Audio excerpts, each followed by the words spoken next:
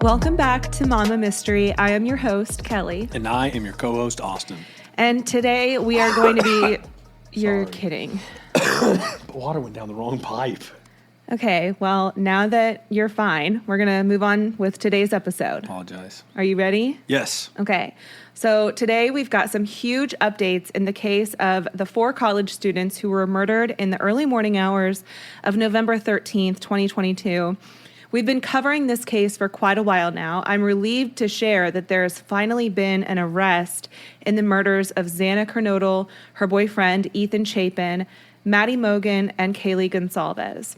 So what I'm going to do with today's episode, the arrest affidavit has been released. So we are going to discuss it first, and then after we're done discussing it, I'm going to read the affidavit word for word, because I put a poll up. Some of you were interested in that, so if you were one of the people who voted yes, you want to hear the affidavit word for word, you can skip ahead if you're interested to minute 42.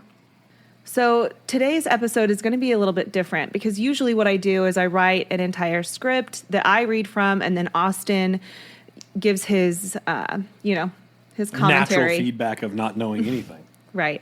But I don't have that today because I really wanted to get ahead of the affidavit as it came out. It came out this morning. Idaho is obviously Pacific time. We're Central time. So it came out later in our day than I would have expected, I guess. So anyway, I created a quick summary. I posted some videos on Instagram and on TikTok. And so that's kind of what we're going to go off of today. And my knowledge right now, obviously I heard the case. And I know that there's been this strange dude arrested. Mm-hmm. And he has the background with the let me know how you would respond to a crime. Yes. So, which is super weird. And then I know that the affidavit came out, but I know nothing Kelly's about to tell us. Yeah. So let's talk about that really quick. So Bryan Kohberger, he was studying criminology at Washington State University and criminal justice, has a doctorate. There's that Facebook rumor. Yes. So is that a rumor or true? Well, we're going to discuss it. I think we kind of talked a little bit about it in our last episode. We talked about there being a group, but I don't think that this information about him being undercover within that group possibly was in that episode. So we talked about this, we kind of touched on it in the beginning of the episode that we just released on Sandra Can 2. And you can listen to that even if you're not a Patreon exclusive. It's just the beginning of that episode. And I posted that for everyone to hear. So anyway, we kind of touched a little bit on Bryan Kohberger, who he is, but there is this Facebook group. So we talked about the survey that he posted on Reddit, where he was trying to get people to fill out this survey if they had committed crimes and talk about like how they felt before, during, and after they committed these crimes. It was kind of bizarre, but I guess within the scope of his studying, I guess, because he was studying criminology. Mm-hmm. However, now we have these screenshots, and these have since been deleted, and the account on Facebook has been deactivated. And there have been some fake duplicate accounts, people creating new accounts with the same profile picture and the same name. Why the hell do people do that kind of stuff? I don't know. I can't fucking like stand you're people so sometimes. So starving for attention that you're going to go like catfish? Seriously? Well, and you know what irritates me too is that then they went on Instagram and created fake Bryan Kohberger Instagram accounts and went and followed the victims. But even more than that, people were believing that these were real accounts. So then you have like not only a spreading of misinformation, but there's people out there who really believe it. That's crazy. So, okay, some of these posts. So one of the questions in the survey was, why did you choose that victim or target over others? And then this account on Facebook that goes by the name Papa Roger posted in the University of Idaho Murders case discussion group on December 8th, okay? December 8th, long before Bryan Kohberger was on anyone's radar, at least our radar. But this post says, why did the killer choose that house over all the others in the area? And then another question from the same day, another post, says, what do we think is the entrance point to the crime scene? Now, again, this compares to the question on the survey, why did you choose that victim or target over others? Another post says, 1 knife and 4 people. The killer took a big risk. The knife could have easily broken off or become ineffective after 1 or 2 murders. Are we sure there is only 1 knife involved? And then it's compared to a question on the survey. How did you accomplish your goal? Please explain what you were thinking and feeling. So freaking creepy. I just pulled up the picture and I'm looking at him as you say these, and I'm just picturing this freaking gross, horrible human. Mm-hmm. They're spending their life committing a murder and then going and like poking the bear in the group, creating this persona. Like, what a fucking weirdo. It's very weird. Okay, so let me just put a quick disclaimer too. Even if the Papa Roger account was not used by Bryan, it's still weird. Yes. It's still odd behavior that deserves looking into. And I don't know if somebody was doing this just to like create more hysteria, but the odds that these posts were made on, December 8th, this one was made on December 11th. When did the attack happen? The attacks happened November 13th. He wasn't arrested until like New Year's. So, I mean, there were weeks that went by. Somebody was posting these groups that are eerily similar to that survey, but nobody had access to that survey. Nobody would have known to look at that survey. It kind of reminds me of the BTK one where this guy kept needing to kind of be in the spotlight when the attention was fading away from him. Mm-hmm. So there's like this weird psychological thing. And then also the profile picture. It does look like him from the side as an avatar thing. Do you think it's him? Like, no. So do you think the whole account's him? I am confident that he was the one making those posts. And listen, I don't usually talk about speculation or just guessing. I don't really talk about like conspiracies or anything like that, but this is just too weird for me. The questions are way too similar to the survey that he wrote with 2 other teachers and published. Mm-hmm. He's behind that, and then he happens to also be the suspect, and these posts so eerily are similar to that survey. It's too much for me. Okay, I have one last question, then I'm going to shut up and let you talk, because you're probably going to answer this later. Do we know yet how he was related to these people? Like, I know there's the rumors, but he's all the way across the freaking country. So in my head, I'm just like, this is so random. Mm-hmm. So, yeah, we will touch on that. Okay. But just to remind you, he was a student at Washington State University, which is only about 10 minutes away from the University of Idaho. They both kind of are towns that hug that border. Okay. So they're very close. And his family lives in Pennsylvania. I forgot he was the student at the Washington. So yes. I was thinking, what the hell? He's all the way across, but I forgot that. Yeah. So another post on the Facebook group was, do we think the killer took anything from the house? That was made on December 11th.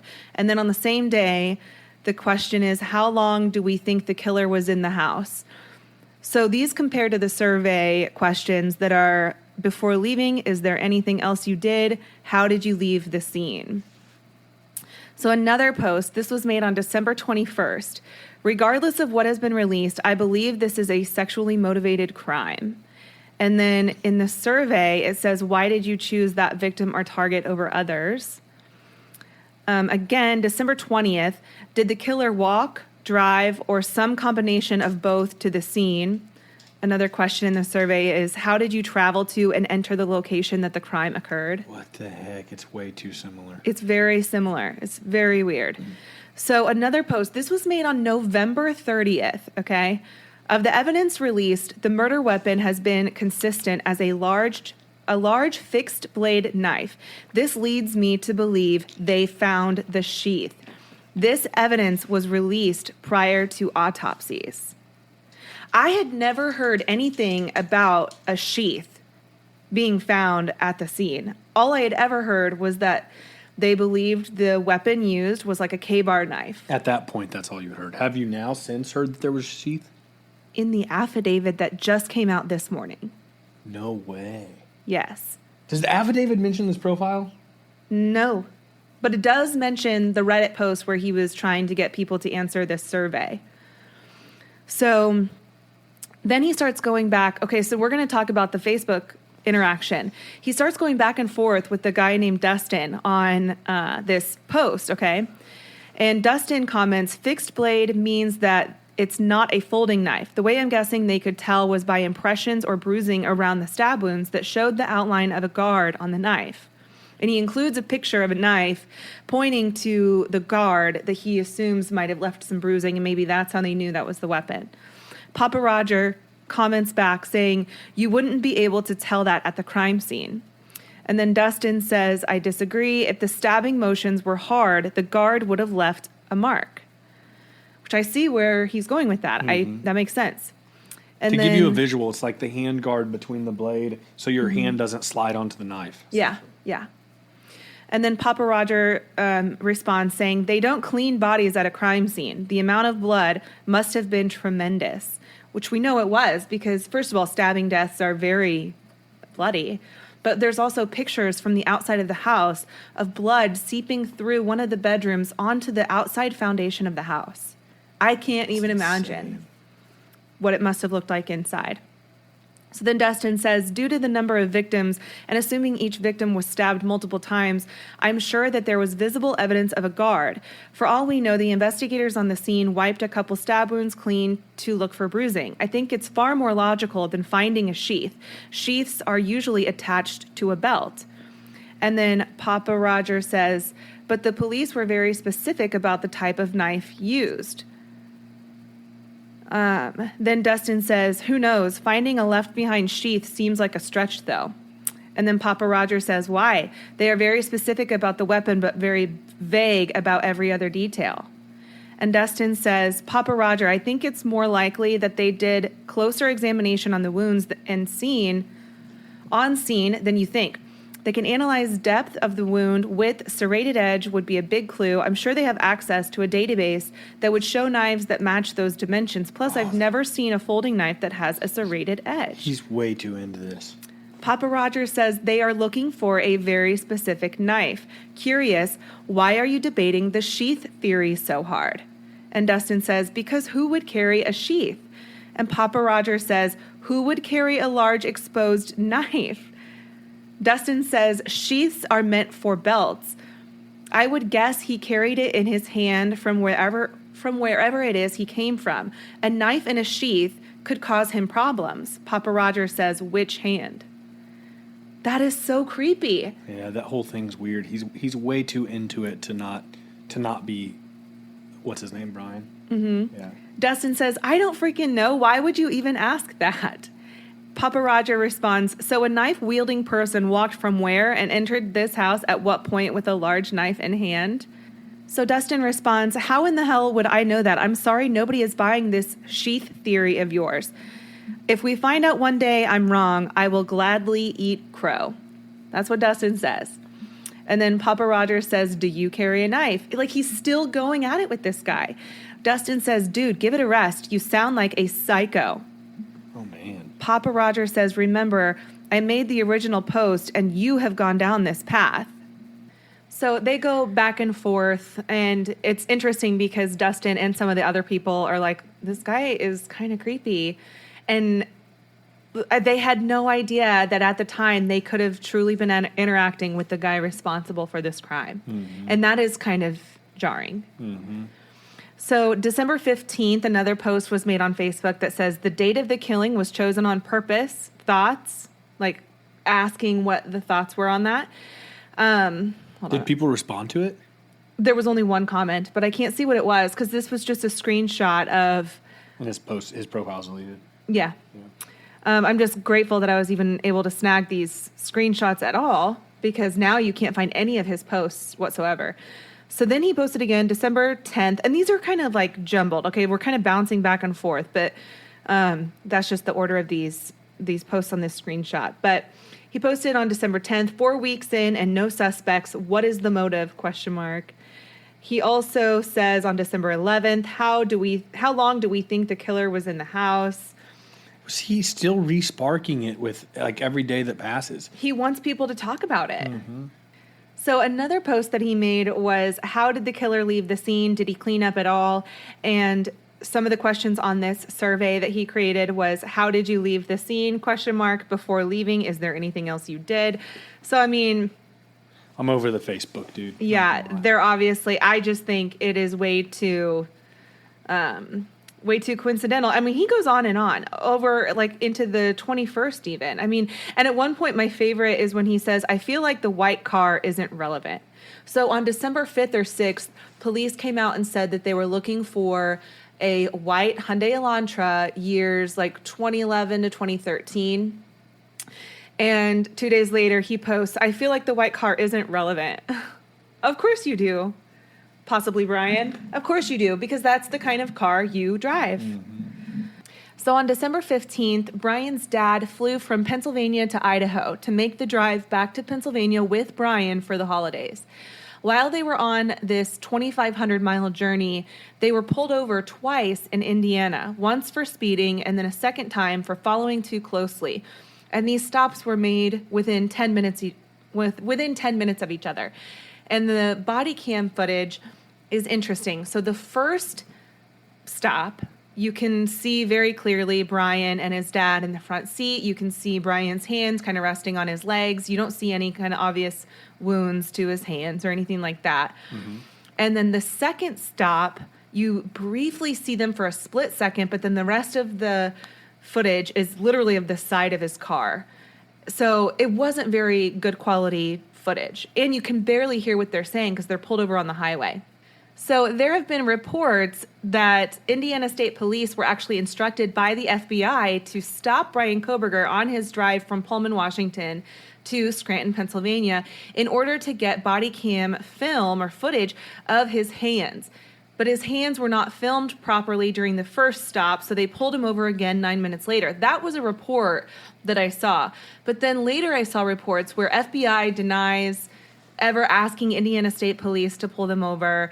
And the reason I believe that is because that would be kind of backwards. The first video, you can see, the first stop, you can see his hands on his legs, and you don't see anything on his hands, but like you see his hands on his legs. And then the second stop, if it were true that they were trying to get this good footage, the second stop was way worse. You can barely see him, and then all you see is the side of his car. So I don't know. I don't necessarily believe that theory, but it was reported multiple times. People assumed, I guess, that FBI was involved, and they were tracking him all the way from Washington to Pennsylvania and asked to get some body cam footage of him. What was the significance of seeing his hands? Because if he was responsible for stabbing these kids, he would have injuries on his hands. Because often when you stab somebody, it creates a slippery scene, and it's not uncommon for a hand to slip off a knife and cut yourself. Okay. Makes sense. So fast forward to December 30th. Bryan Kohberger is arrested at his parents' home in Monroe County, Pennsylvania at like 3 a.m.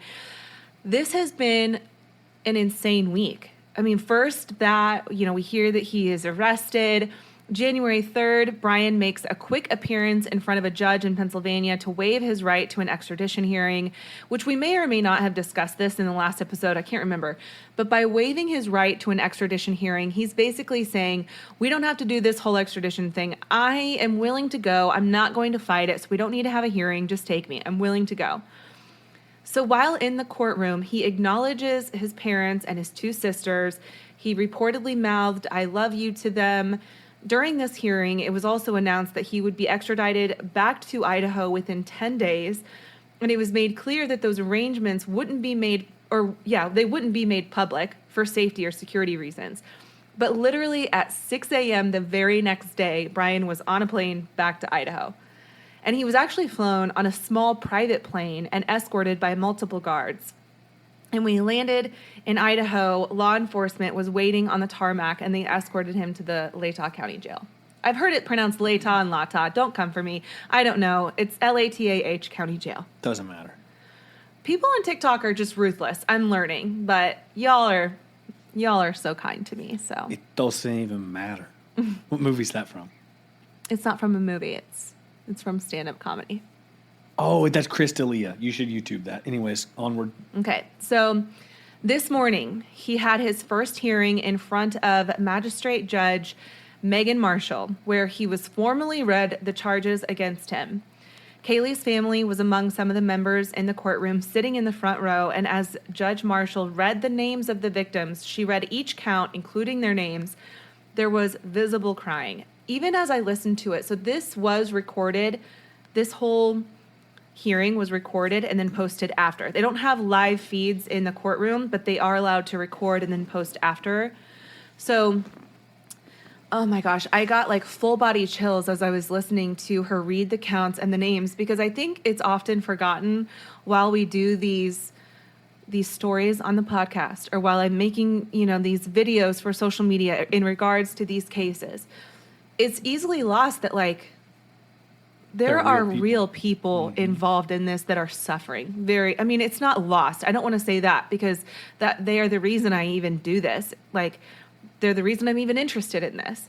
But I think, I almost become desensitized because I'm talking about it so much, but then I hear the names and I'm like, Jesus, these kids had a whole future, a whole life, and it was just taken from them. And especially you're desensitized because you talk about it, but I feel like almost as an entire world we are. Because you constantly hear about bad things that happen, and so you're like, oh my gosh, these people were stabbed, and it's this sounds so terrible, but it's almost like cooler talk in an office. Do you know what I mean? Right, because it's just not so close to home. I think when it's not close to home, you kind of think, oh, that doesn't happen to my town, that doesn't happen near me. Right. But we're far enough away from it that I think it's easier to forget sometimes that there are some people really struggling with this. After I read the affidavit, I think it just kind of freshened that emotion in me, because obviously I'm talking about it constantly and I'm just trying to get the facts out as I'm talking about it, so I'm not thinking so much about the emotions sometimes. I'm not saying that I'm insensitive. I don't believe I'm an insensitive person, but I don't know. Just hearing the names, I was like, gosh, I almost wanted to cry. Well, then if you add on top of it, you hear the tears, it's gut-wrenching. Yeah, I just feel so bad for them. So you can hear them crying in the background? So you can hear sniffles, you can hear crying, and it was actually a really quick hearing. And then he was escorted back to the jail, and his next hearing is going to be next Thursday, which is when he will enter a plea. So we're expecting that he's going to enter a plea of not guilty. And then there will be a jury trial. When that takes place is... who knows? It could happen later this year. It could happen next year. These things can really take a long time. So after this hearing took place, the arrest affidavit was finally released. And to my, and I'm sure many others' shock, it wasn't heavily redacted, and it was very detailed. And it's given us insight on the timeline and some of the evidence that connected police to Bryan Kohberger. So here's what I've learned.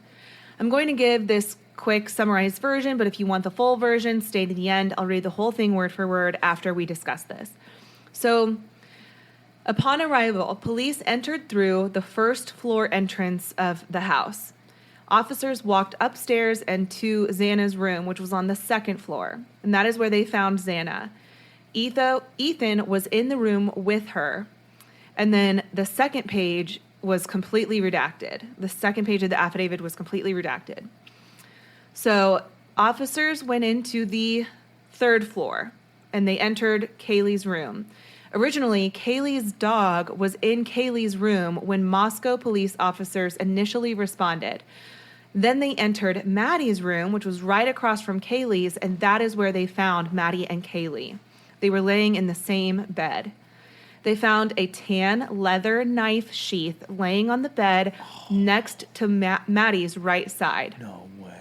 The sheath had, quote, K-bar, and then USMC for U.S. Marine Corps, and then, of course, their insignia stamped on the outside of it. So the Idaho State Lab later located a single source of male DNA left on the button snap of the knife sheath. Okay? So Xana ordered DoorDash that night, and it was delivered at about 4 a.m. That is something we never heard before. And it was delivered, so she was awake at that time. Xana was awake. Then one of the surviving roommates on the second floor, the same floor as Anna, stated that she was woken up at about 4 a.m. by what she said sounded like Kaylee playing with her dog in one of the upstairs rooms. But then she heard what she thought was Kaylee say, "There's someone here." But this could have also been Xana because Xana's phone indicated that she was awake and using TikTok at 4:12 a.m. The surviving roommate looked out her bedroom door but didn't see anything. Then she opened it again and she heard what she thought was crying coming from Xana's room and a male voice say something to the effect of, quote, "It's okay, I'm going to help you," end quote. Creepy. At 4:17 a.m., a nearby security camera picked up distorted audio of what sounded like voices or a whimper, followed by a loud thud and then barking. And this camera was less than 50 feet outside from the west wall of Xana's room. This surviving roommate opened her door again, and this time saw a figure clad in black and a mask that covered the person's mouth and nose walking towards her. She said he was 5'10" or taller, male, not very muscular, but athletically built and with bushy eyebrows. He walked past her as she stood frozen in fear. What? She locked herself in her room, and then he left out the sliding glass doors. This is the first time we've ever heard that one of their surviving roommates was actually awake. Oh my gosh, I just got the goosebumps like crazy. She just, can you imagine? No. Like she would just, freeze. Yes. So a lot of people are asking, why didn't she just call 911 right then? Well, that's a stupid question. People are really asking that? I think it is so insensitive. Why wouldn't she call really 911 right then? Think about this, okay? I know I'm not the only person on the planet that's had this happen. You're asleep. You're having a dream. Like this happened. I recall this very clearly, okay? You're asleep. You're having a nightmare. Have you ever had a nightmare where like somebody's holding you down or something? Like I know I've had this nightmare before where like it feels like somebody's like holding my shoulders down, and I'll wake up and my shoulders actually feel like they're hot because your mind can have that much control.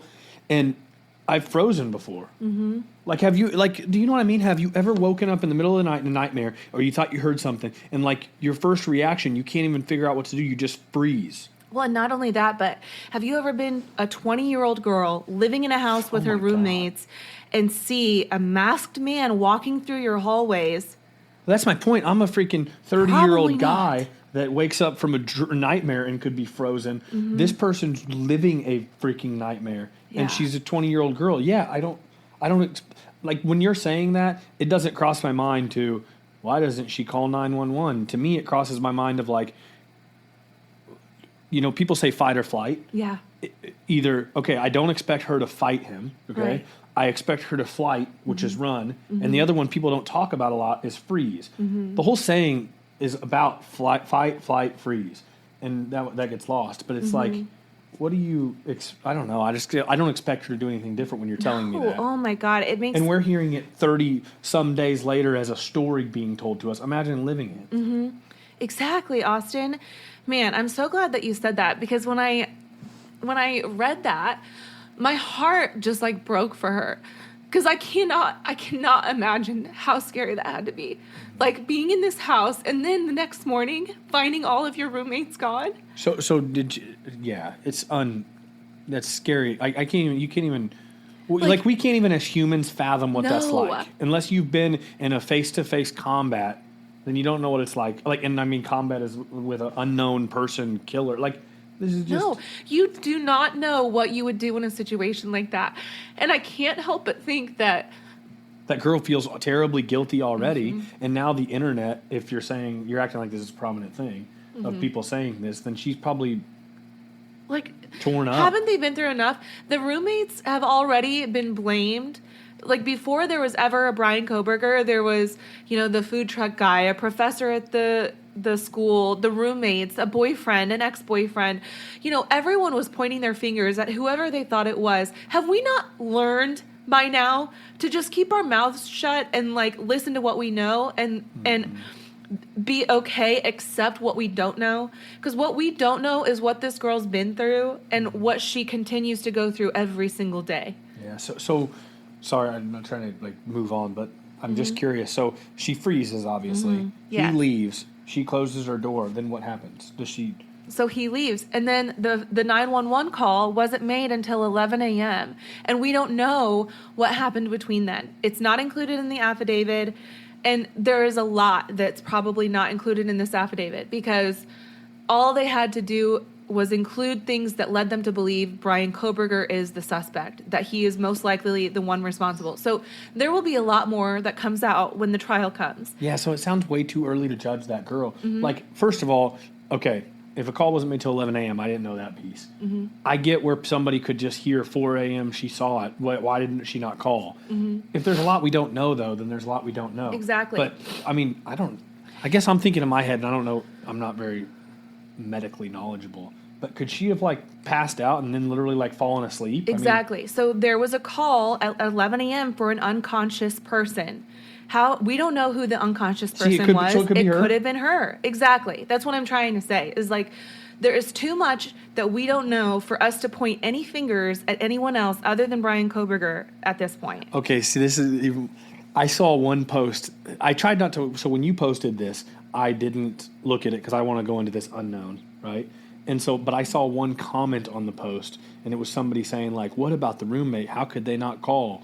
And so this makes a lot more sense now, and it's like why people are asking because there was this gap in time. But you don't know shit because you can't see much of the affidavit. Okay, so continuing with the arrest affidavit, a video canvass was then conducted, collecting video surveillance from the surrounding area with the intent to capture footage of a potential suspect or vehicle.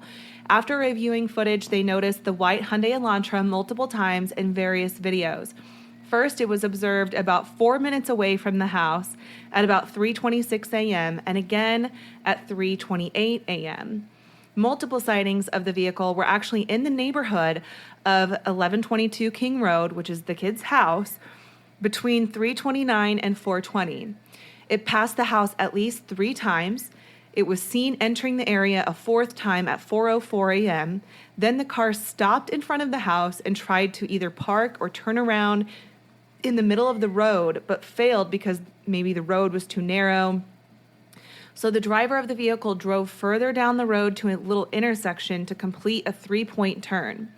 Then the vehicle is seen at 4:20 a.m. departing the area of the King Road residence at a high rate of speed, and then it's also captured multiple times as he entered Pullman, Washington, which is where he was living. So on November 25th, Moscow police asked area law enforcement to be on the lookout for a white Hyundai Elantra, and on November 29th, Washington State University police officer Daniel Tiengo queried white Elantras registered at WSU, and one came back as a 2015 white Elantra with Pennsylvania plates registered to Bryan Kohberger. So police ran his information and reviewed his driver's license and photograph, noting the similarities between his picture and the description given by that surviving roommate. They checked his record and noticed that in August of last year, he was pulled over, and they reviewed the body cam footage from that traffic stop. In that stop, Bryan gave police his phone number, so they took that phone number and obtained a search warrant to analyze cell phone data in the area. And his phone was not in the area of that house between 3 and 5 a.m. But honestly, with his background in criminology, I would have been more surprised if he was dumb enough to have his phone with him while he committed this crime. That makes sense. However, it did ping as he left his residence and headed towards the King Road residence at 2:47 a.m. And then the phone just stopped working or stopped reporting to cell towers, meaning it was either turned off or put on airplane mode. And then it doesn't ping again until 4:48 a.m. Between 4:50 and 5:26 a.m., the phone pings are consistent with the traveling made by the white Hyundai Elantra as it entered back into Pullman after the murders took place. So he had his phone with him, but turned it off or at least put it in airplane mode.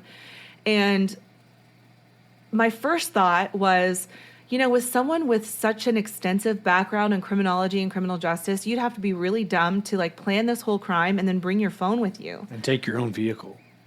That too. I mean, I guess renting a vehicle, I don't know, it's just interesting. But then I saw this professor point out who has a TikTok, and this was a really good point. He said the reason he probably brought his phone with him is because to take pictures. A lot of times these serial killers or just evil monster people will commit a crime like this and then take pictures for like a souvenir, like a trophy of what they've done. So it would make sense that he took his phone with him but put it on airplane mode and then committed the crime. Something weird, yeah. Mm-hmm. But if that is the case, they're going to do forensics on the phone, and even if he tried to delete them, they'll probably be able to find them. So furthermore, they found an essay that Bryan wrote when he applied to work for the Pullman Police Department in the fall of 2022, shortly before the murders took place. In this essay, he wrote that he had interest in assisting rural law enforcement agencies with how to better collect and analyze technological data in public safety operations. This is just, it's killing me. The irony is just baffling. So then police also conducted a sweep on his phone records to determine if he stalked any of the victims prior to this crime taking place. They found that his phone pinged in the same area as the 1122 King Road residence at least 12 times between June of 22 when he got that phone and then November 13th of 2022. Freaking weird is that? All of those occasions, except for one, occurred in either the late evening or early morning hours.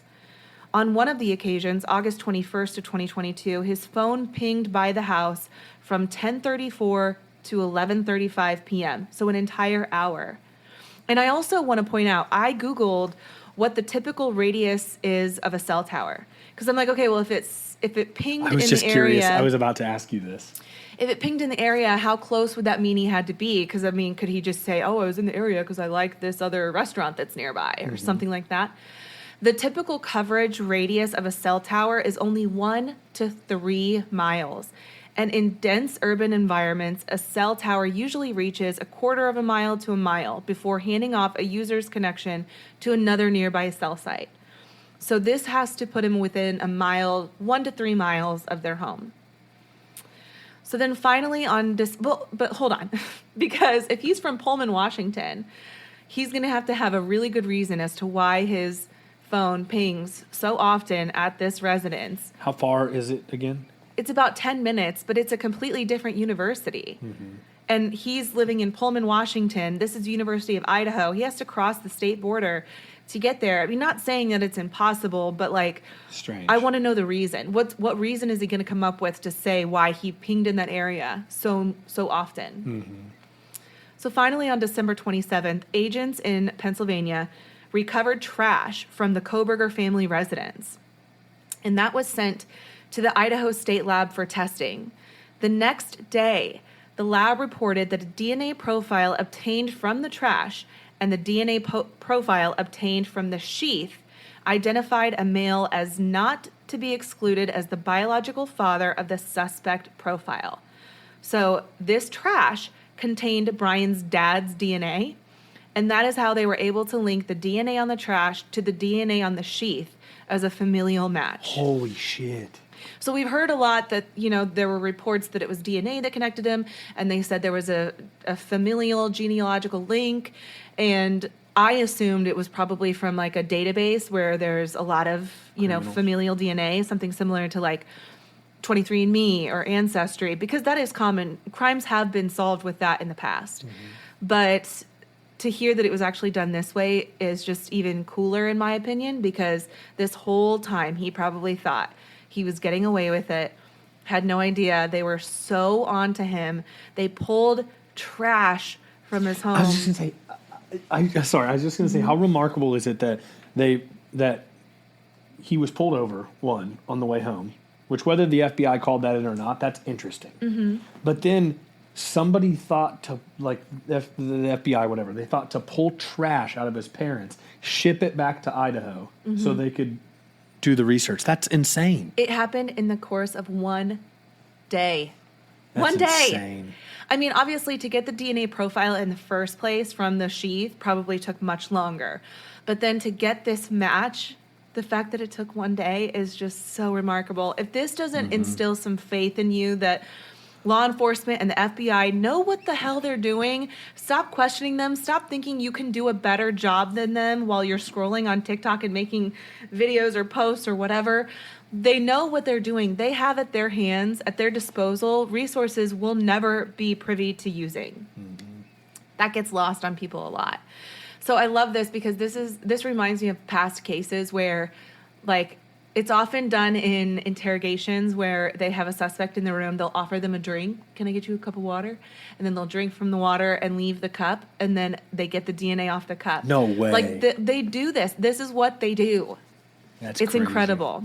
But it also goes to show that he had the frame of mind to try and conceal it, because while he was in Pennsylvania, it's been reported that he would go to the grocery store and have gloves on his hand the whole time, so as not to, like, leave any fingerprints or contact DNA possibly. I mean, that's an assumption, but... It's like he knew that they were onto him, though. Yeah. But then with all the Papa Roger stuff, if that is him, which I think it is too now, that would lead you to believe that, like, he wanted him to be onto them. I don't know. He's a sick, sick person. It's impossible for us as rational humans to sympathize or empathize with the mind of a serial killer, because we don't operate that way. But to think that some of them do this just for the notoriety, it's something we'll never be able to understand. So, all right. Do you have anything else you want to add? I don't think so. We'll probably have multiple updates on this, huh? Yeah, we'll definitely have more updates as the case goes on.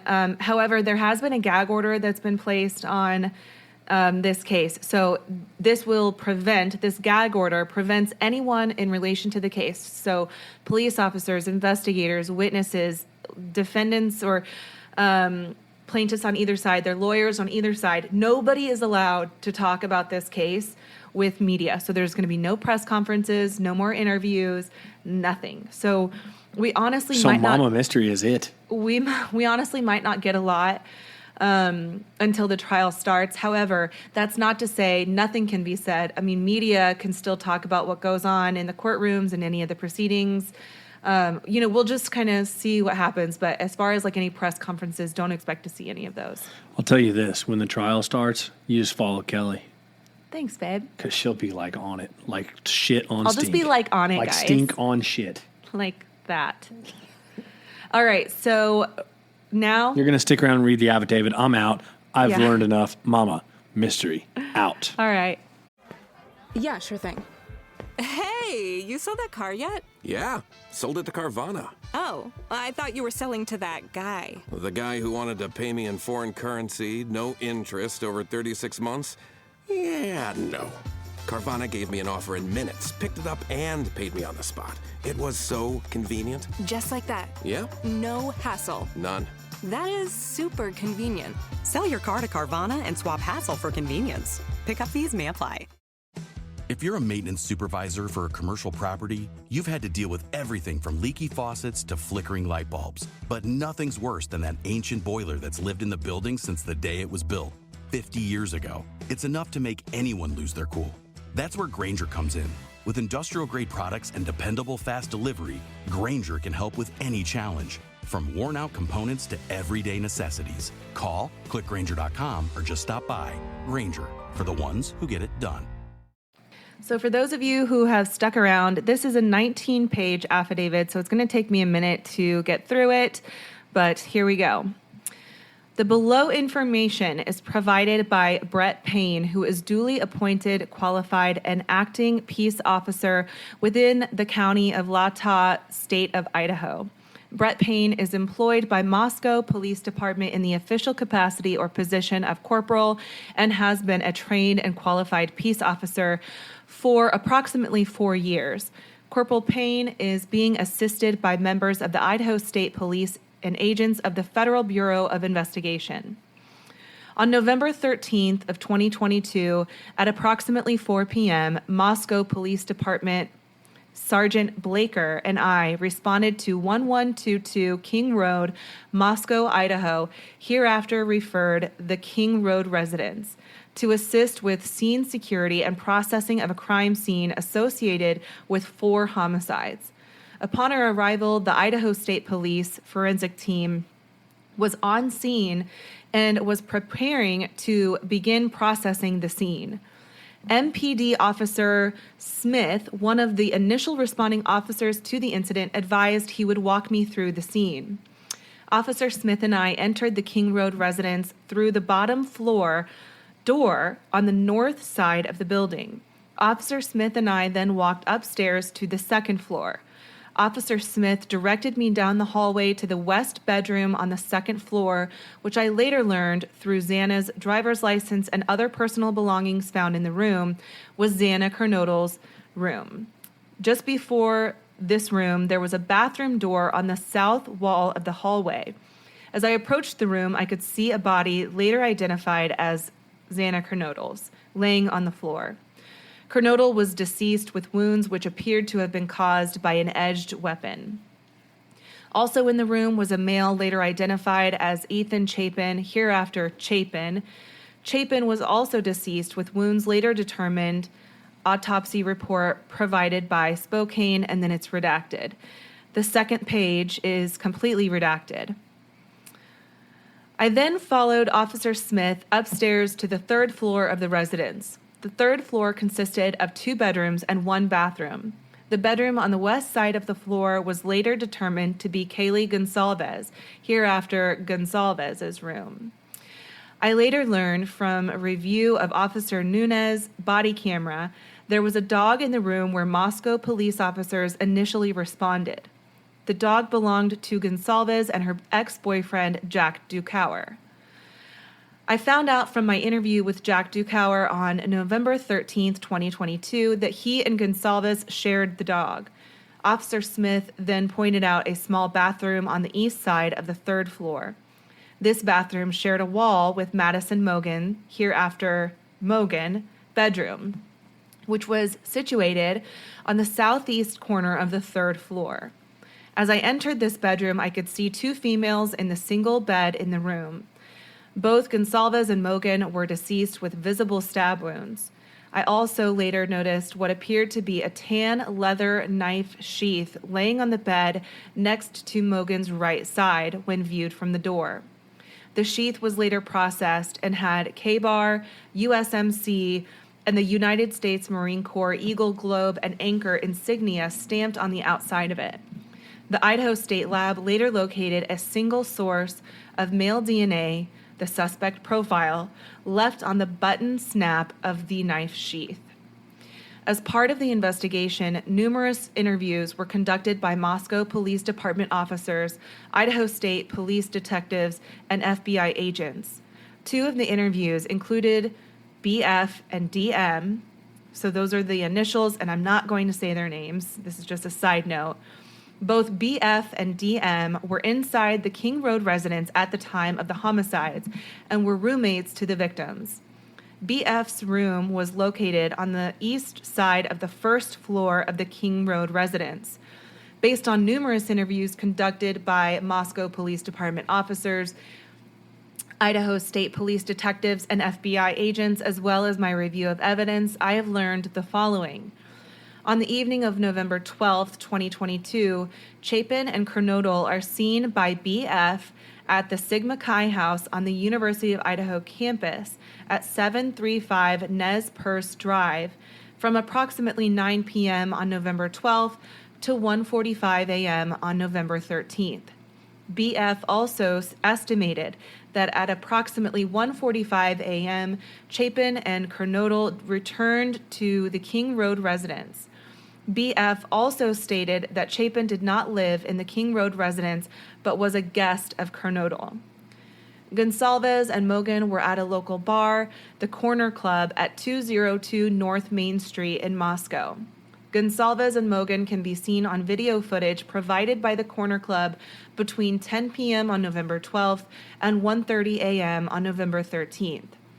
At approximately 1:30 a.m., Gonsalves and Mogan can be seen on a video at a local food vendor called The Grub Truck at 318 South Main Street in downtown Moscow. The Grub Truck live streams video from their food truck on the streaming platform Twitch, which is available for public viewing on their website. This video was captured by law enforcement. A private party reported that he provided a ride to Gonsalves and Mogan at approximately 1:56 a.m. from downtown Moscow in front of the grub truck to the King Road residence. DM and BF both made statements during interviews that indicated the occupants of the King Road residence were home by 2 a.m. and asleep or at least in their rooms by approximately 4 a.m.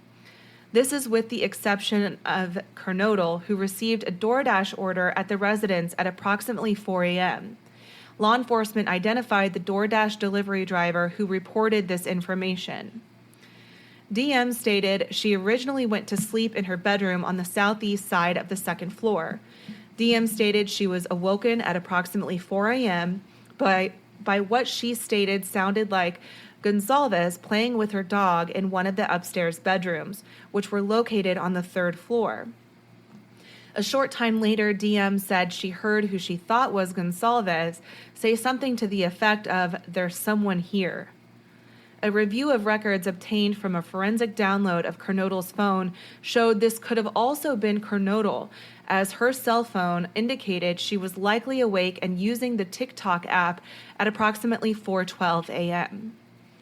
DM stated she looked out of her bedroom but did not see anything when she heard the comment about someone being in the house.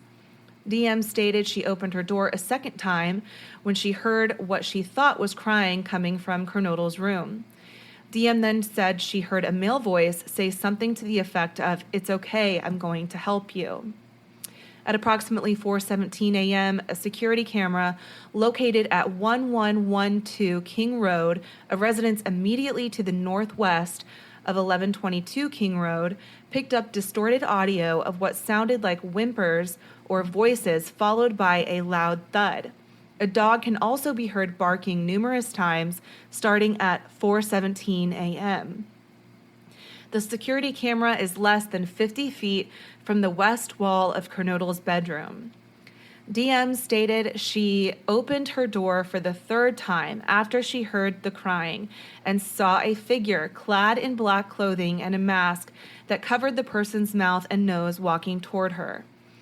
DM described the figure as 5'10" or taller, male, not very muscular, but athletically built with bushy eyebrows. The male walked past DM as she stood in a frozen shock phase. The male walked towards the back sliding glass door. DM locked herself in her room after seeing the male. DM did not state that she recognized the male. This leads investigators to believe that the murderer left the scene.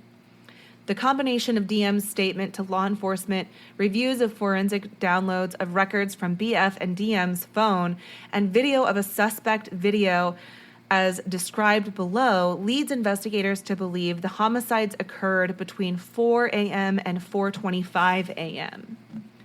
During the processing of the crime scene, investigators found a latent shoe print.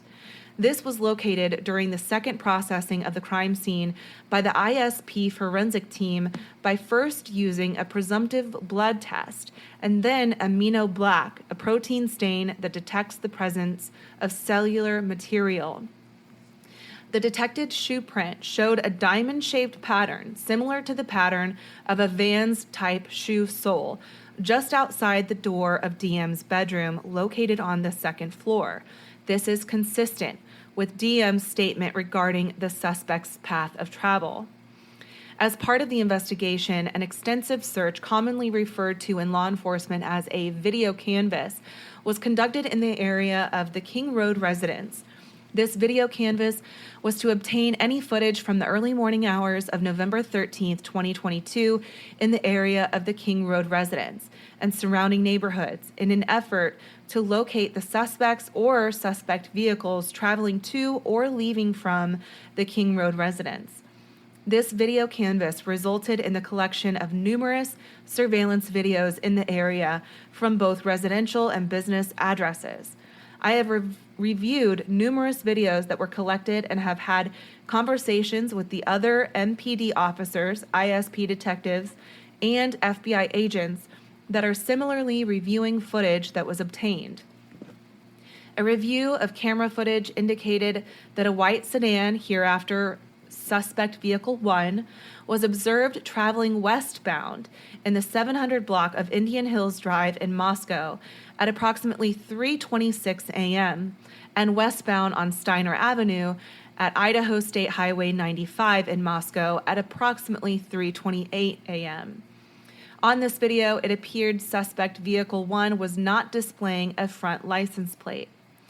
A review of footage from multiple videos obtained from the King Road neighborhood showed multiple sightings of suspect vehicle 1 starting at 3:29 a.m. and ending at 4:20 a.m. These sightings show suspect vehicle 1 makes an initial 3 passes by the 1122 King Road residence and then leave via Walenta Drive. Based off of my experience as a patrol officer, this is a residential neighborhood with a very limited number of vehicles that travel in the area during the early morning hours. Upon review of the video, there are only a few cars that enter and exit this area during this time. Suspect vehicle 1 can be seen entering the area a 4th time at approximately 4:04 a.m. It can be seen driving eastbound on King Road, stopping and turning around in front of 500 Queen Road number 52, and then driving back westbound on King Road. When suspect vehicle 1 is in front of the King Road residence, it appeared to unsuccessfully attempt to park or turn around in the road. The vehicle then continued to the intersection of Queen Road and King Road, where it can be seen completing a 3-point turn and then driving eastbound again down Queen Road. Suspect vehicle 1 is next seen departing the area of the King Road residence at approximately 4:20 a.m. at a high rate of speed. Suspect vehicle 1 is next observed traveling southbound on Walenta Drive. Based on my knowledge of the area and review of camera footage in the neighborhood that does not show suspect vehicle 1 during that time frame, I believe that suspect vehicle 1 likely exited the neighborhood at Palos River Drive and Conestoga Drive. Palos River Drive is at the southern edge of Moscow and proceeds into Whitman County, Washington. Eventually, the road leads to Pullman, Washington. Pullman, Washington is approximately 10 miles from Moscow, Idaho. Both Pullman and Moscow are small college towns, and people commonly travel back and forth between them. Law enforcement officers provided video footage of suspect vehicle 1 to forensic examiners with the Federal Bureau of Investigation that regularly utilize surveillance footage to identify the year, make, and model of an unknown vehicle that is observed by one or more cameras during the commission of a criminal offense. The forensic examiner has approximately 35 years law enforcement experience with 12 years at the FBI. His specific training includes identifying unique characteristics of vehicles, and he uses a database that gives visual clues of vehicles across states to identify differences between vehicles. After reviewing the numerous observations of suspect vehicle 1, the forensic examiner initially believed that suspect vehicle 1 was a 2011 to 2013 Hyundai Elantra. Upon further review, he indicated it could also be a 2011 to 2016 Hyundai Elantra. As a result, investigators have been reviewing information on persons in possession of a vehicle that is a 2011 to 2016 white Hyundai Elantra. Investigators were given access to video footage on the Washington State University campus located in Pullman, Washington. A review of that video indicated that at approximately 2:44 a.m.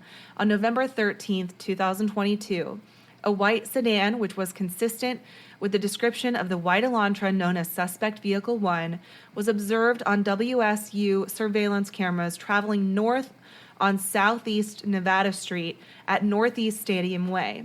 At approximately 2:53 a.m., a white sedan, which is consistent with the description of the white Elantra known as suspect vehicle 1, was observed traveling southeast on Nevada Street in Pullman, Washington, towards SR 270. SR 270 connects Pullman, Washington to Moscow, Idaho. This camera footage from Pullman, Washington was provided to the same FBI forensic examiner. The forensic examiner identified the vehicle observed in Pullman, Washington as being a 2014 to 2016 Hyundai Elantra. At approximately 5:25 a.m., a white sedan, which was consistent with the description of suspect vehicle 1, was observed on 5 cameras in Pullman, Washington, and on WSU campus cameras. The first camera that recorded the white sedan was located at 1300 Johnson Road in Pullman. The white sedan was observed traveling northbound on Johnson Road. Johnson Road leads directly back to West Palos River Drive in Moscow, which intersects with Conestoga Drive. The white sedan was then observed turning north on Bishop Boulevard and northwest on SR 270. At approximately 5:27 a.m., the white Elantra was observed on cameras traveling northbound on Stadium Way at Nevada Street, Stadium Way at Grimes Way, Stadium Drive at Wilson Road, and Stadium Way at Cougar Way. And then there is a map that shows the depiction showing Moscow and Pullman. It also includes arrows that show you his route of travel on this map. And I can include that in a post on our Instagram page if you want to see the map for yourself. On November 25th, 2022, MPD asked area law enforcement agencies to be on the lookout for white Hyundai Elantras in the area. On November 29th, 2022, at approximately 12:28 a.m., Washington State University police officer Daniel Tiengo queried white Elantras registered at WSU.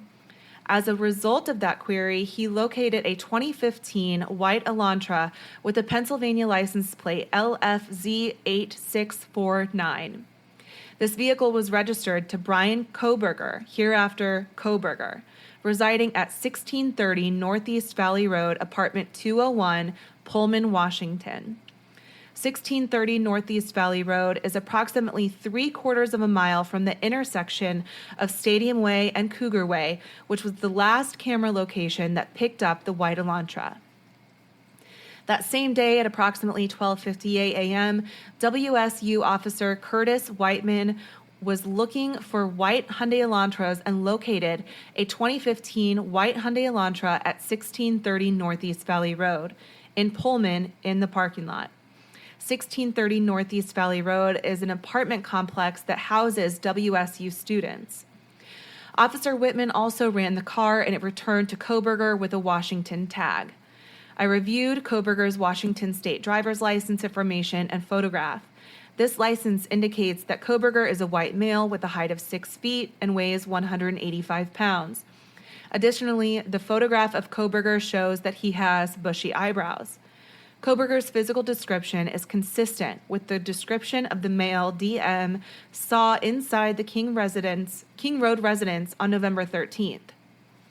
Further investigation, including a review of the Latah County Sheriff's Deputy Corporal Duke's body cam and reports, showed that on August 21st, 2022, Bryan Kohberger was detained as part of a traffic stop that occurred in Moscow, Idaho by Corporal Duke.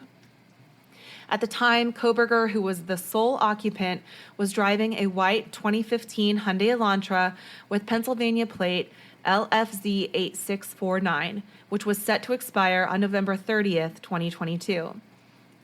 During the stop, which was recorded via a law enforcement body camera, Kohberger provided his phone number as redacted, but the last 4 digits are 8458. Hereafter, the 8458 phone. Investigators conducted electronic database queries and learned that the 8458 phone number is a number used by AT&T. On October 14th, 2022, Bryan Kohberger was detained as part of a traffic stop by a WSU police officer. Upon review of that body cam and report of the stop, Kohberger was the sole occupant and was driving a white 2015 Hyundai Elantra with Pennsylvania plate LFZ 8649. On November 18th, 2022, according to WA state licensing, Kohberger registered the 2015 white Elantra with Washington and later received WA plate CFB 8708. Prior to this time, the 2015 white Elantra was registered in Pennsylvania, which does not require a front license plate to be displayed. This was learned through communications with a Pennsylvania officer who is currently certified in the state of Pennsylvania. Based on my own experience and communication with Washington law enforcement, I know that Idaho and Washington require front and back license plates to be displayed. Investigators believe that Kohberger is still driving the 2015 white Elantra because his vehicle was captured on December 13, 2022, by a license plate reader in Loma, Colorado. Information provided by a query to a database. Kohberger's Elantra was then queried on December 15, 2022, by law enforcement in Hancock County, Indiana. On December 16, 2022, at approximately 2:26 p.m., surveillance video showed Kohberger's Elantra in Albrightsville, Pennsylvania. The sole occupant of the vehicle was a white male whose description was consistent with Kohberger. Kohberger has family in Albrightsville, Pennsylvania, learned through a TLO search and locate tool database query. Based on information provided on the WSU website, Kohberger is currently a PhD student in criminology at Washington State University. Pursuant to records provided by a member of the interview panel for Pullman Police Department, we learned that Kohberger's past education included undergraduate degrees in psychology and cloud-based forensics. These records also showed Kohberger wrote an essay when he applied for an internship with the Pullman Police Department in the fall of 2022. Kohberger wrote in his essay he had interests in assisting rural law enforcement agencies with how to better collect and analyze technological data in public safety operations. Kohberger also posted a Reddit survey which can be found by an open source internet search. The survey asked for participants to provide information to, quote, understand how emotions and psychological traits influence decision-making when committing a crime, end quote. As part of this investigation, law enforcement obtained search warrants to determine cellular devices that utilized cellular towers in close proximity to the King Road residence on November 13, 2022, between 3 and 5 a.m.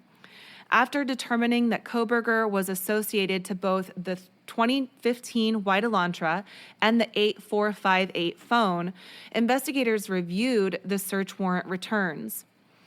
A query of the 8458 phone in these returns did not show the 8458 phone utilizing cellular tower resources in close proximity to the King Road residence between 3 a.m. and 5 a.m.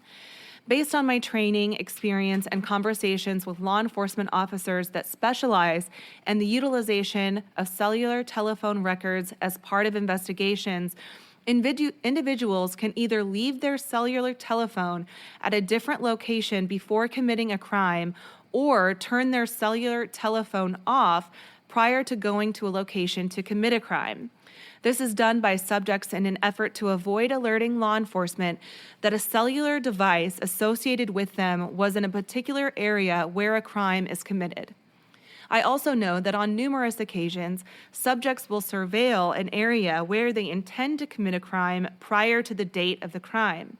Depending on the circumstances, this could be done a few days before or for several months prior to the commission of a crime. During these types of surveillance, it is possible that an individual would not leave their cellular telephone at a separate location or turn it off since they do not plan to commit the offense on that particular day. On December 23, 2022, I applied for and was granted a search warrant for historical phone records between November 12, 2022 at 12 a.m. and November 14th at 12 a.m. for the 8458 phone held by the phone provider AT&T, approximately 24 hours preceding and following the times of the homicides. On December 23, 2022, pursuant to that search warrant, I received records for the 8458 phone from AT&T. These records indicated that the 8458 phone is subscribed to Bryan Kohberger at an address in Albrightsville, Pennsylvania, and the account has been open since June 23, 2022. These records also included historical cell site information for the 8458 phone. After receiving this information, I consulted with an FBI special agent that is certified as a member of the Cellular Analysis Survey Team, otherwise known as CAST. Members of CAST are certified with the FBI to provide expert testimony in the field of historical CSLI and are required to pass extensive training that includes both written and practical examinations prior to being certified with CAST, as well as the completion of yearly certification requirements. Additionally, the FBI CAST special agent that I consulted with has over 15 years of federal law enforcement experience, which includes 6 years with the FBI. From information provided by CAST, I was able to determine estimated locations for the 8458 phone from November 12, 2022 to November 13, 2022, the time period authorized by the court. On November 13, 2022, at approximately 2:42 a.m., the 8458 phone was utilizing cellular resources that provide coverage to 1630 Northeast Valley Road, apartment 201, Pullman, Washington, hereafter referred to as the Kohberger residence. At approximately 2:47 a.m., the 8458 phone utilized cellular resources that provide coverage southeast of the Kohberger residence, consistent with the 8458 phone leaving the Kohberger residence and traveling south through Pullman, Washington. This is consistent with the movement of the white Elantra. At approximately 2:47 a.m., the 8458 phone stops reporting to the network, which is consistent with either the phone being in an area without cellular coverage, the connection to the network is disabled, such as putting the phone in airplane mode, or that phone is turned off. The 8458 phone does not report to the network again until approximately 4:48 a.m., at which time it has utilized cellular resources that provide coverage to ID State Highway 95 south of Moscow ID, near Blaine ID, north of Genesee. Between 4:50 and 5:26 a.m., the phone utilizes cellular resources that are consistent with the 8458 phone traveling south on ID State Highway 95 to Genesee, then traveling west towards Uniontown, and then north back into Pullman, Washington. At approximately 5:30 a.m., the 8458 phone is utilizing resources that provide coverage to Pullman, Washington, and consistent with the phone traveling back to the Kohberger residence. The 8458 phone's movements are consistent with the movements of the white Elantra that is observed traveling north on Stadium Drive at approximately 5:27 a.m. Based on a review of the 8458 phone's estimated locations and travel, the 8458 phone's travel is consistent with that of the white Elantra.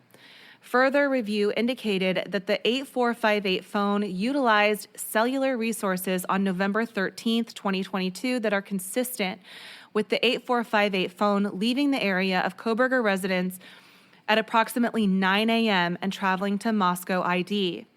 Specifically, the 8458 phone utilized cellular resources that would provide coverage to the King Road residence between 9:12 and 9:21 a.m. Side note, just in case you didn't catch that, he went back to the crime scene the day after he committed these crimes. The 8458 phone next utilized cellular resources that are consistent with the 8458 phone traveling back to the area of the Kohberger residence and arriving to that area at approximately 9:32 a.m. Below is a depiction of the possible route taken based off of cellular site locations. So included is a map, and it shows how allegedly Kohberger traveled in essentially a big U-shaped. And I don't know if it was just to avoid the obvious straight line of traveling from Pullman to Moscow, but instead he took this really long way that is almost in the shape of a huge U just to avoid looking like he went straight to Moscow. So I'm going to continue. Investigators found that the 8458 phone did connect to a cell phone tower that provides service to Moscow on November 14th, 2022, but investigators do not believe the 8458 phone was in Moscow on that date. The 8458 phone has not connected to any towers that provide service to Moscow since that date. Based on my training, experience, and the facts of the investigation thus far, I believe that Kohberger, the user of the 8458 phone, was likely the driver of the white Elantra that is observed departing Pullman, Washington, and that this vehicle is likely suspect vehicle 1. Additionally, the route of travel of the 8458 phone during the early morning hours of November 13th, 2022, and the lack of the 8458 phone reporting to AT&T between 2:47 a.m. and 4:48 a.m. is consistent with Kohberger attempting to conceal his location during the quadruple homicide that occurred at the King Road residence. On December 23, 2022, I was granted a search warrant for Kohberger's historical CSLI from June 23, 2022 to current, prospective location information, and a pen register trap and trace on the 8458 phone to aid in efforts to determine if Kohberger stalked any of the victims in this case prior to the offense, conducted surveillance on the King Road residence, was in contact with any of the victims' associates before or after the alleged offense, any locations that may contain evidence of the murders that occurred on November 13th, the location of the white Elantra registered to Kohberger, as well as the location of Kohberger. On December 23, 2022, pursuant to that search warrant, I received historical records for the 8458 phone from AT&T from the time the account was opened in June of 2022. After consulting with CAST Special Agent, I was able to determine estimated locations for the 8458 phone from June to present, this time period authorized by the court. The records for the 8458 phone show the 8458 phone utilizing cellular resources that provide coverage to the area of the 1122 King Road on at least 12 occasions prior to November 13th, 2022. All of these occasions, except for one, occurred in the late evening and early morning hours of their respective days. One of these occasions, on August 21st, 2022, the 8458 phone utilized cellular resources providing coverage to the King Road residents from approximately 10:34 p.m. to 11:35 p.m. At approximately 11:37 p.m., Kohberger was stopped by Latah County Sheriff's Deputy Corporal Duke, as mentioned above. The 8458 phone was utilizing cellular resources consistent with the location of the traffic stop during this time at Farm Road and Pullman Highway. Further analysis of the cellular data provided showed the 8458 phone utilized cellular resources on November 13, 2022, consistent with the phone traveling from Pullman, Washington to Lewiston, Idaho via U.S. Highway 195. At approximately 12:36 p.m., the 8458 phone utilized cellular resources that would provide coverage to Kate's Cup of Joe coffee stand located at 810 Port Drive, Clarkston, Washington. Surveillance footage from the U.S. Chef's store located at 820 Port Drive, Clarkston, Washington, and adjacent to Kate's Cup of Joe showed a white Elantra consistent with the suspect vehicle 1 drive past Kate's Cup of Joe at a time consistent with the cellular data from the 8458 phone. At approximately 12:46 p.m., the 8458 phone then utilized cellular data in the area of Albertsons grocery store at 400 Bridge Street in Clarkston, Washington. Surveillance footage obtained from the Albertsons showed Kohberger exit the white Elantra consistent with suspect vehicle 1 at approximately 12:49 p.m. Interior surveillance cameras showed Kohberger walk through the store, purchase unknown items at the checkout, and leave at approximately 1:04 p.m. Kohberger's possible path of travel is depicted below, and there's a map included. Additional analysis of records for the 8458 phone indicated that between approximately 5:32 p.m. and 5:36 p.m., the 8458 phone utilized cellular resources that provide coverage to Johnson, Idaho. The 8458 phone then stops reporting to the network from approximately 5:36 p.m. to 8:30 p.m. That is consistent with the 8458 phone being in the area that the 8458 phone traveled in the hours immediately following the suspected time the homicides occurred. On December 27, 2022, Pennsylvania agents recovered the trash from the Kohberger family residence located in Albrightsville, Pennsylvania. That evidence was sent to the Idaho State Lab for testing. On December 28, 2022, the Idaho State Lab reported that a DNA profile obtained from the trash and the DNA profile obtained from the sheath identified a male as not being excluded as the biological father of suspect profile. At least 99.9998% of the male population would be expected to be excluded from the possibility of being the suspect's biological father. Based on the information above, I am requesting an arrest warrant be issued for Bryan C. Kohberger, date of birth 11/21/1994, for burglary at 1122 King Street in Moscow, Idaho, and 4 counts of murder in the first degree for the murders of Madison Mogan, Kaylee Gonsalves, Xana Kernodle, and Ethan Chapin. This concludes the reading of the arrest warrant issued for Bryan C. Kohberger. If you want to see this document for yourself, it is readily available online. You can go to coi.isc.idaho.gov and follow the links from there. It is one of the most common cases, so it's on one of their popular case pages. There's also links to Lori Vallow and Chad Daybell's court documents, which we've covered them before too, but their trial is still ongoing. So lots of stuff happening in Idaho right now. And if you've made it this far, thank you so much for listening. Thank you so much for supporting Mama Mystery. I'm tired. I'm really tired. Mama Mystery out. Bye.